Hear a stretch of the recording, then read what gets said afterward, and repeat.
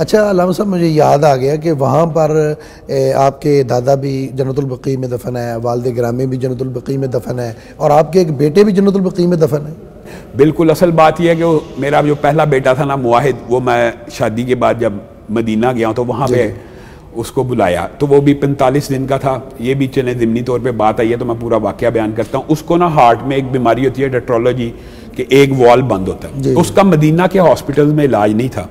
تو مدینہ کے ڈاکٹروں نے نا مجھے جواب دے دیا، انہوں نے کہا کہ آپ سٹوڈنٹ ہیں، لاکھوں ریال کا یہ علاج ہے۔ میں عبد الرحمن حذیفی صاحب کے پاس گیا،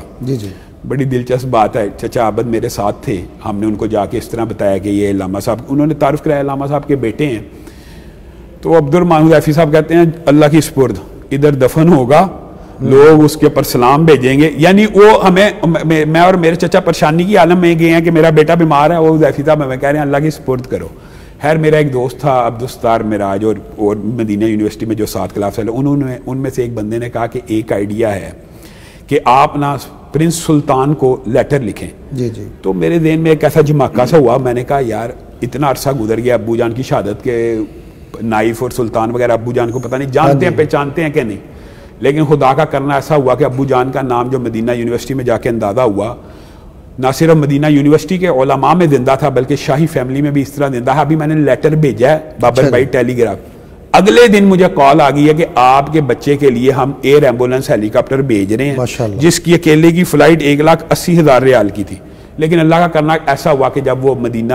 ہاسپٹل اترا اسی دوران میرے بیٹے کی ڈیتھ ہو گئی۔ تو پھر جو ابو جان کی قبر ہے وہ تو آپ کو پتا ہے کہ وہ صحابہ کرام والے حصے میں ہے، اور جو میرے دادا جان کی قبر مجھے چچا عابد نے دکھائی تھی نا، وہ عامی بقی کا ایک عام حصہ ہے۔ اچھا، بقی عام میں اور بقی خاص کے درمیان ایک حصہ ہے جہاں پہ بچوں کو دفناتے ہیں، تو پھر ہم اپنے بیٹے کو وہاں دفنا کے آئے۔ تو میں یہ سمجھتا ہوں کہ میرے دادا کا جنت البقیع میں دفن ہونا میرے والد صاحب کے جنت البقیع میں دفن ہونے سے بھی زیادہ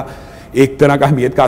حامل ہے، کہ والد صاحب کا تو چلو نام تھا، مقام تھا کہ ان کی ریاض میں ڈیتھ ہوئی، اور انہوں نے اپنے لاس کو تھے اور وہاں پڑے تھے اور لاس کو چینج کر کے انہوں نے ان کی میت کو مدینہ میں ٹرانسفر کر دیا، کہ چلو ان کا ایک نام تھا۔